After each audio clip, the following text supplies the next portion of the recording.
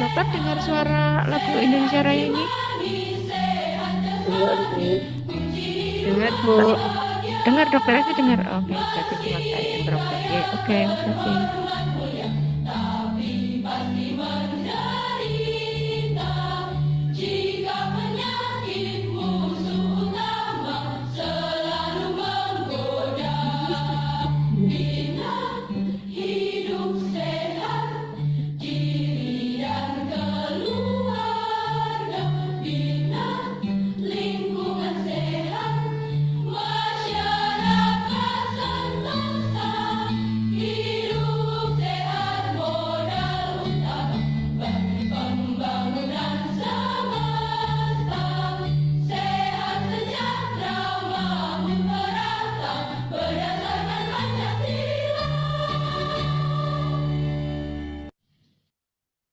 Hadirin dipersilakan dipersilakan.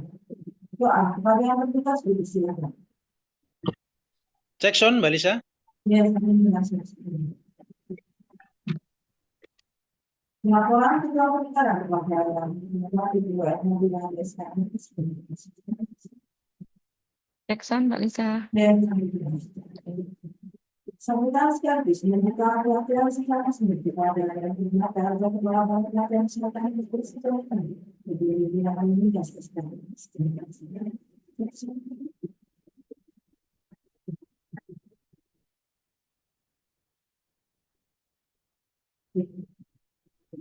Jackson, Bu Yuni. Ya, cek sound. Ah, iya. Terima kasih, Bu. Sudah ya. Iya. Nggih.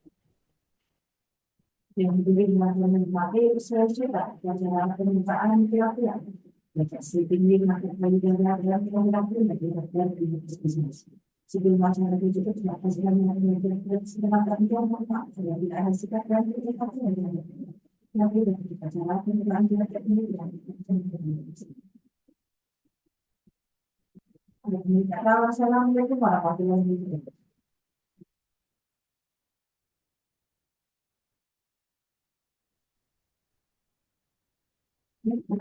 Mas Guntur.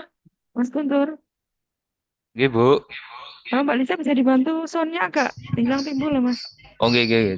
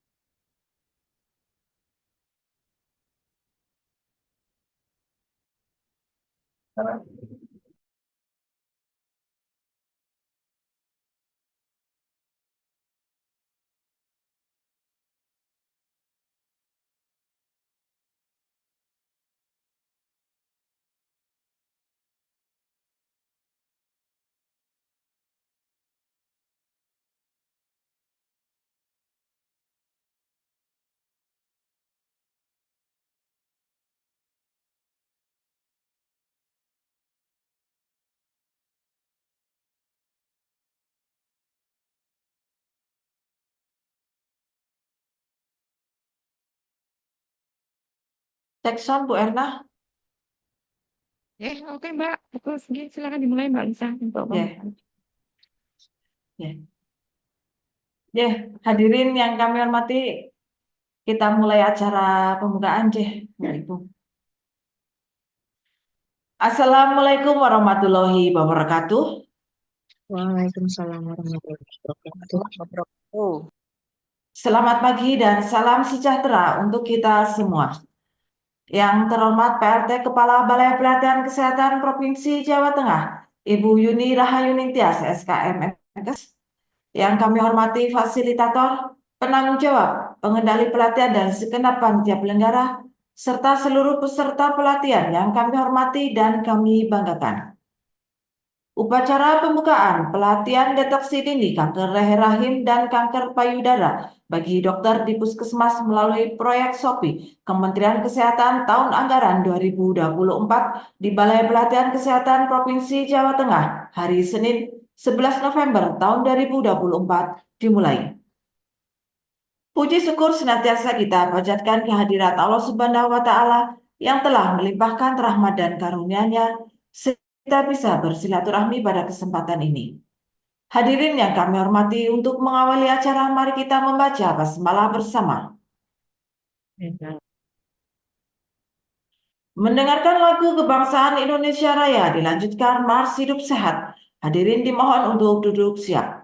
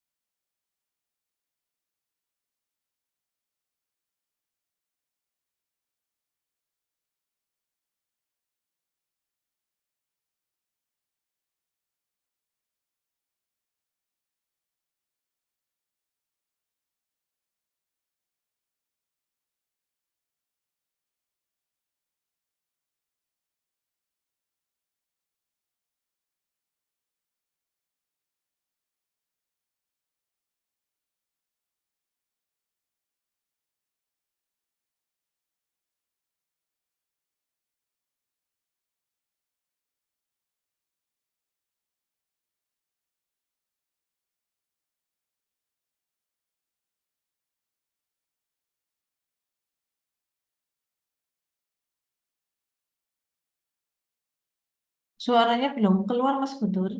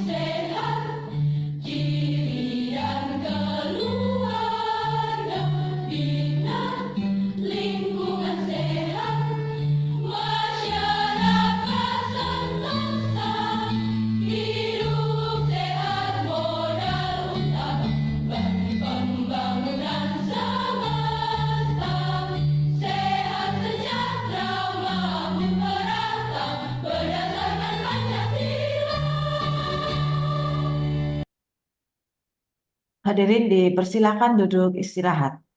Doa kepada yang bertugas dipersilakan. Assalamualaikum warahmatullahi wabarakatuh. Waalaikumsalam warahmatullahi wabarakatuh. Bapak Ibu, marilah kita sejenak menundukkan kepala dan menengadahkan tangan seraya berdoa, memohon pertolongan, perlindungan, kesehatan dan keselamatan kepada Tuhan Yang Maha Esa. Untuk yang beragama Islam, marilah berdoa bersama kami, dan yang non-Islam, kami persilakan berdoa sesuai agama dan keyakinan Bapak Ibu. A'udzubillahi minasyaitonirrajim. Bismillahirrahmanirrahim. Alhamdulillahirabbil alamin. Assalatu wassalamu ala asrofil anbiya'i wal mursalin. Sayyidina wa maulana Muhammadin wa ala alihi wa sahbihi ajmain. Ya Allah, ya Rabbi, segala puji bagimu, wahai Tuhan semesta alam. Dengan doa ini kami haturkan puja dan puji syukur kehadirat-Mu atas segala limpahan rahmat, taufik, serta hidayah-Mu, sehingga kami dapat berkumpul di tempat ini dalam acara pembukaan pelatihan dengan penuh hikmat tanpa ada halangan suatu apa. Berikanlah kepada kami kekuatan serta kemudahan untuk dapat mengikuti tahap demi tahap proses pelatihan ini dengan baik dan lancar. Ya Allah, ya Rahman, bimbinglah jiwa kami untuk dapat memahami hasil pelatihan ini, serta jauhkanlah kami dari kesalahan dan keraguan-raguan agar menjadi sebuah ilmu yang berkah lagi bermanfaat. Ya Allah, kabulkanlah permohonan kami. Sesungguhnya Engkaulah Tuhan yang mengabulkan doa. Rabbana atina fid dunya hasanah wa fil akhirati hasanah wa qina adzabannar. Wassallallahu ala sayyidina Muhammadin nabiyil ummi wa ala alihi wa sahbihi wa baraka wasalam. Subhana rabbika rabbil izzati amma yasifun. Wassalamun alal mursalin walhamdulillahi rabbil alamin. Assalamualaikum warahmatullahi wabarakatuh. Ya, terima kasih kepada Saudara Gusyanto yang telah memimpin doa bersama. Laporan Ketua Puji Negara kepada yang terhormat Ibu Erna Dwi Rahayu SKM MKes kami persilahkan. Ya, terima kasih waktunya. Assalamualaikum.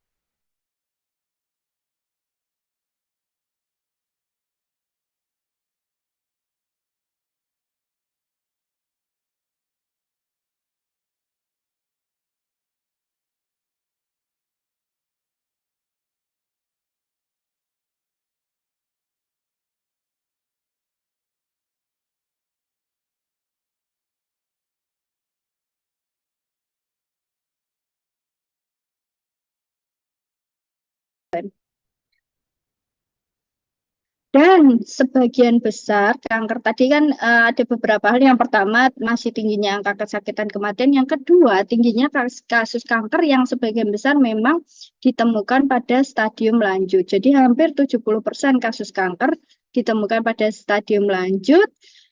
9 dari 10 bisa bertahan selama 5 tahun setelah diagnosis bila ditemukan di stadium 1 atau 2. Kalau di stadium 4 pasti harapan hidupnya juga lebih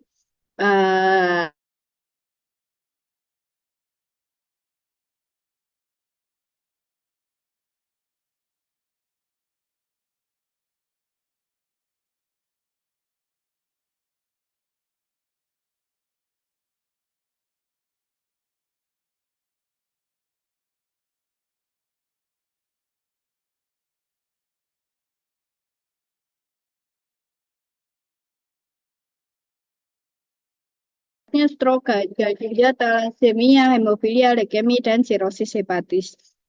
Ini pun pembiayaan untuk kanker leher rahim tahun 2020 masih paling tinggi dibandingkan dengan kanker lainnya. Jadi kanker payudara dan kanker serviks bila dibandingkan dengan kanker lainnya merupakan 2 kanker yang membebani pembiayaan kesehatan paling tinggi, sekitar 98 miliar kurang lebih.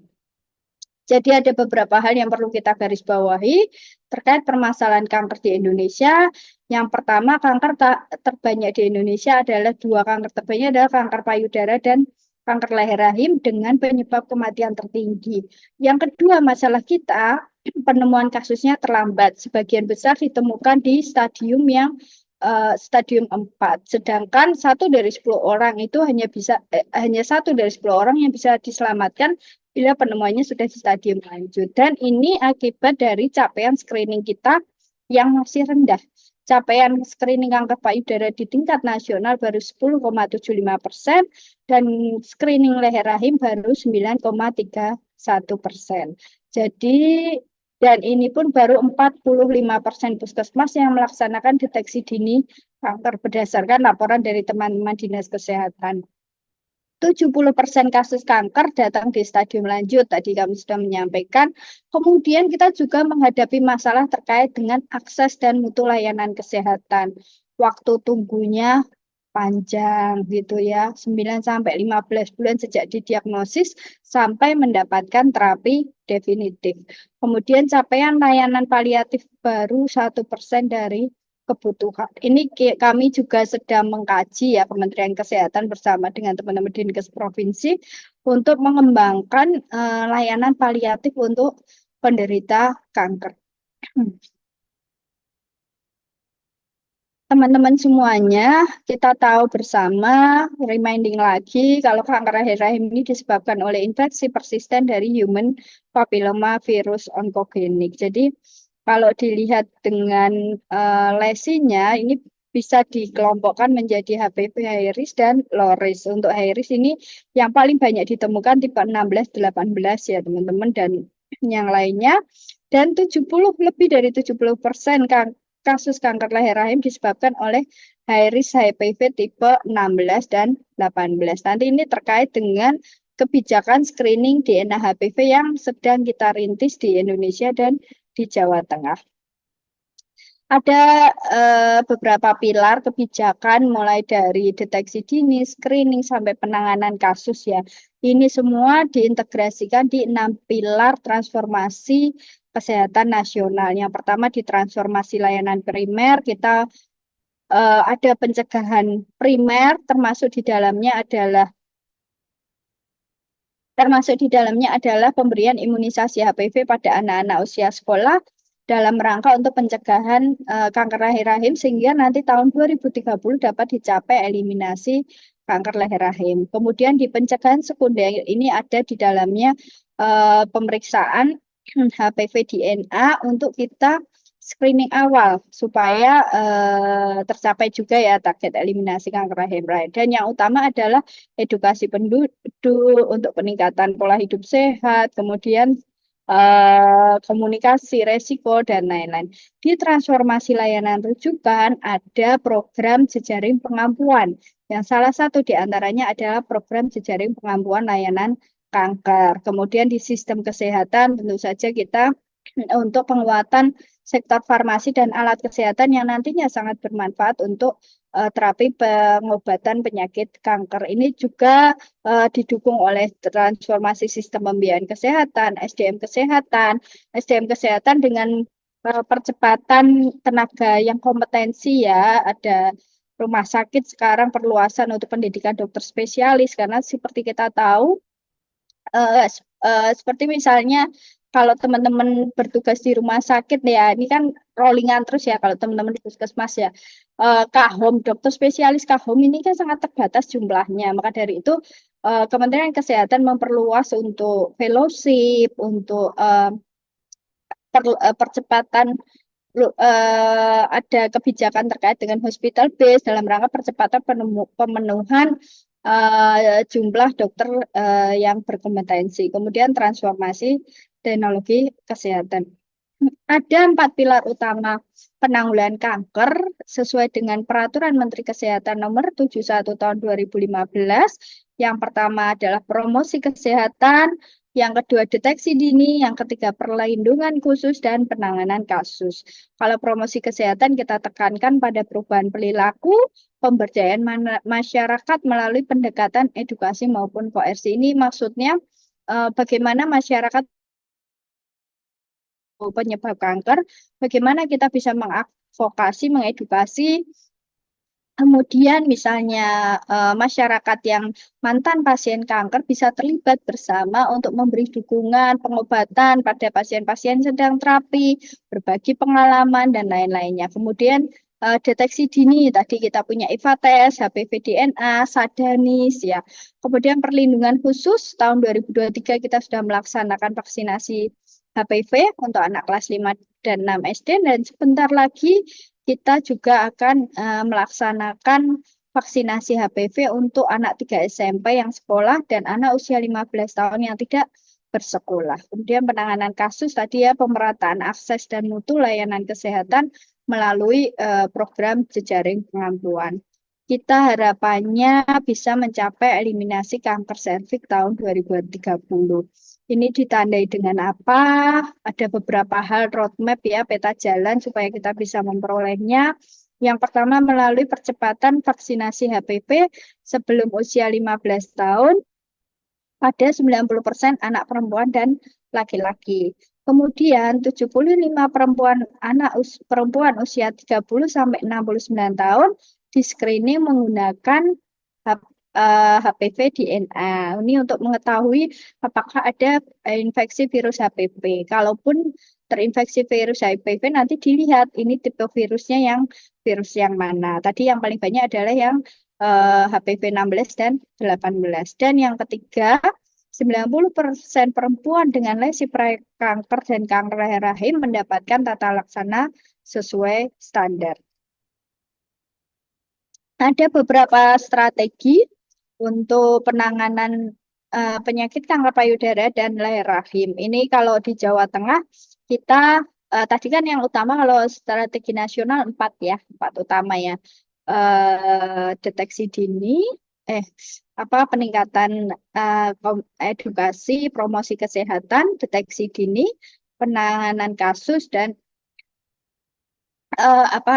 pemberian vaksinasi khusus ya, penanganan khusus dan tata laksana kasus. Kalau di Jawa Tengah ada plusnya, jadi kita plus peningkatan kapasitas SDM melalui pelatihan, OJT, seminar, workshop, dan orientasi. Deteksi dini kita ada Sadaris, ada IFA-tes, ada HPV DNA, kemudian perlindungan khusus tadi ada imunisasi HPV, promosi kesehatan melalui media-media informasi, kanal-kanal informasi, dan yang saat ini kita laksanakan adalah peningkatan kapasitas SDM melalui beberapa pelatihan, OJT, seminar, workshop, serta orientasi.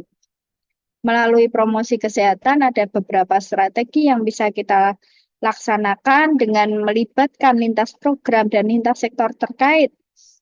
Kemudian dengan kearifan lokal ya, ada masyarakat yang mana kalau dengan orang kesehatan itu nggak mampan gitu, nggak manjur. Makanya kita harus melibatkan tokoh masyarakat dan tokoh agama, termasuk dalam pelaksanaan imunisasi. Kita kemarin melibatkan tokoh agama setempat, memberitahu bahwa ini vaksinnya aman, vaksinnya halal, tidak apa-apa, diperbolehkan, dan lain-lain. Kemudian melibatkan organisasi kemasyarakatan, termasuk organisasi masyarakat yang bersifat keagamaan. Kemudian LSM, kader masyarakat. Kemudian yang kedua, kampanye secara langsung melalui sosial media. Ini melibatkan masyarakat untuk melakukan deteksi dini melalui kanal-kanal sosial media. Saat ini masyarakat lebih mudah mengakses sosial media ya daripada mungkin banner, mungkin seperti spanduk itu diperhatikan sih, tapi sekilas tidak terlalu tertanam ya. Kalau misalnya via TikTok, Instagram, kadang-kadang itu lebih mengena ke masyarakat. Kemudian melalui serangkaian webinar, seminar untuk meningkatkan pengetahuan dan awareness dari masyarakat terhadap kanker. Kemudian yang paling utama, permasalahan kesehatan tidak bisa diselesaikan oleh sektor kesehatan sendiri. Kita harus banyak melibatkan lintas program dan lintas sektor terkait. Ini termasuk PKK, kemudian organisasi-organisasi masyarakat kewanitaan. Deteksi dini, yang kedua pilar untuk strategi kedua, deteksi dini, ini target kita adalah peningkatan cakupan dan pengembangan metode deteksi dini. Kalau kanker serviks dulu kita pakainya IFA dan pap smear test. Lah ini loh, dulu kan non kapitasi ya, bisa diklaim terpisah. Namun sejak PMK 3 tahun 2023, IFA test yang bisa diklaim adalah yang dengan tindakan. Ini menjadi PR kita bersama, bagaimana kita berstrategi supaya puskesmas dengan BLUD-nya masih mampu melaksanakan IFA test dan ini bisa masuk pembiayaan non kapitasi, termasuk memanfaatkan sumber daya yang ada, BOK, APBD, bantuan-bantuan dari pembantuan-bantuan lain yang tidak menyalahi aturan secara resmi. Kemudian kanker payudara ini tidak bisa diklaim terpisah ya, ini masuk di paket kapitasi. Kemudian beberapa screening lainnya yang masuk dalam program JKN yang bisa diklaim terpisah ya, ini penyakit-penyakit lainnya yang mungkin teman-teman sudah paham bersama.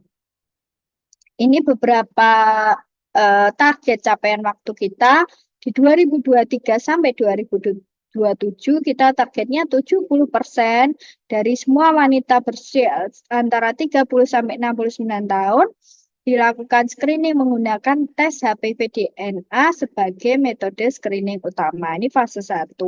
Di fase 2 tahun 2028 sampai 2030 harapannya semua wanita berusia 30 sampai 69 tahun melakukan screening setiap 10 tahun sekali menggunakan tes DNA HPV sebagai metode screening utama. Jadi tahun ini fase 1 semuanya minimal 70% dilakukan screening dan 10 tahun yang akan datang 70%-nya dilakukan screening lagi. Maaf ya, agak kurang fit.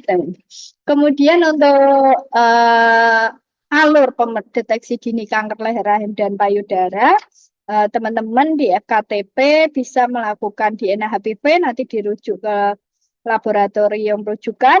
Saat ini di Jawa Tengah sedang berlangsung pilot project di Kota Semarang. Kita dapat target 14.600 sampel dan sampai hari ini sudah hampir tercapai 8.000 sampel. Kemudian yang sudah bisa dilaksanakan di 35 kabupaten kota adalah IVA, kemudian Pap smear. Kemudian yang bisa dilakukan di FKRTL ada kolposkopi, DNA HPV, Pap smear, dan DOIVA. Ini inspeksi visual menggunakan asam asetat. Kemudian kanker payudara dengan sadanis dan USG payudara. Mungkin teman-teman banyak yang belum punya proof-nya ya. Kemarin bisa diusulkan ya, tapi kita melihat juga tipe USG-nya ya teman-teman semuanya. Mungkin belum 881 puskesmas mampu semuanya melaksanakan USG payudara. Kemudian di pemeriksaan lanjutan bisa dilakukan USG payudara, mamografi, CT scan, dan pemeriksaan lainnya. Berikut algoritma peningkatan deteksi dini kanker payudara yang ukurannya kurang dari 2 cm menggunakan USG oleh dokter umum yang sudah tersertifikasi. Ada beberapa kelompok resiko ya, yang kalau nanti dicek, kalau misalnya resiko rendah, scoring kurang dari 3, dilakukan sadanis, perabaan plus USG, dan nanti sesuai alurnya ya. Kalau normal dilakukan pemeriksaan ulang setiap 3 tahun. Itu pun bila ditemukan kelainan yang ringan. Kemudian untuk faktor risikonya ya, faktor risikonya tadi ya meliputi usia lebih dari 50 tahun, riwayat tumor jinak, tidak menikah lebih dari 30 tahun, tidak punya anak lebih dari 30 tahun, tidak menyusui, riwayat KB, dan obesitas. Mohon maaf nanti dinilai scoringnya. Jadi scoring sangat tinggi, lebih dari 7, memiliki scoring 3-7 adalah resiko tinggi. Kemudian untuk algoritma deteksi dini kanker leher rahim dengan tes HPV DNA ini saat ini masih dilakukan co-testing dengan IVA test. Populasi sasarannya perempuan usia 30-69 tahun yang telah melakukan kontak seksual. Ini dilakukan pemeriksaan in speculo, bila normal dilakukan tes DNA HPV dan sekaligus IVA test. Teman-teman bisa mengikuti algoritmenya. Bila DNA-nya negatif, IVA-nya negatif, dilakukan screening ulang setelah 10 tahun. Kemudian kalau DNA-nya positif, IVA-nya negatif, dilihat dulu DNA HPV-nya positifnya kalau tipe 16 dan 18, IVA diulang lagi 1 tahun kemudian. Kalau selain tipe 16 dan 18, IVA-nya diulang 3 tahun kemudian. Kemudian kalau kebalikannya DNA HPV-nya negatif, IVA-nya positif, dilakukan cryo atau thermal koagulasi dan IVA-nya diulang 6 bulan kemudian. Nanti terus mengikuti kembali ke alur lagi, cek ulang lagi, dan seterusnya. Kemudian kalau dua-duanya positif dilakukan cryo dan thermal koagulasi, dan IVA-nya diulang 6 bulan kemudian. Ya, terus dilakukan pemeriksaan ulang lagi, dan dilihat juga HPV-nya ini positifnya yang tipe 16 atau 18 ya. Kalau 16-18 ya mengikuti alur, kalau selain 16-18 IVA-nya diulang 3 tahun lagi. Seperti itu teman-teman semua.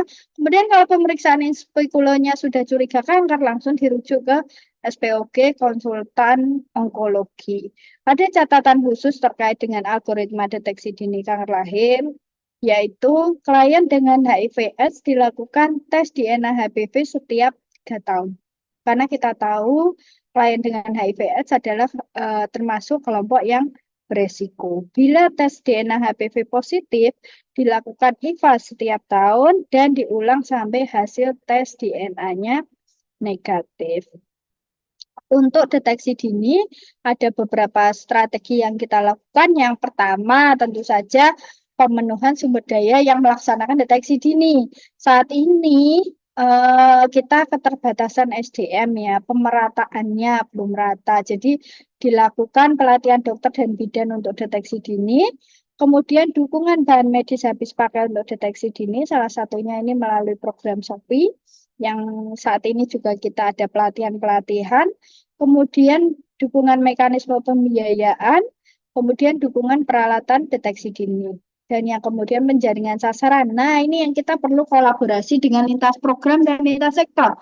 Karena nggak mungkin kan tenaga kesehatan ngumpul-ngumpulkan sasaran sendiri, dan kalau kita woro-woro juga daya jangkau kita terbatas. Jadi deteksi dini bisa di dalam gedung dan luar gedung, melalui deteksi dini di puskesmas, kemudian kegiatan luar gedung bekerja sama dengan organisasi kewanitaan melalui PKK, Dharma Wanita, dan sebagainya.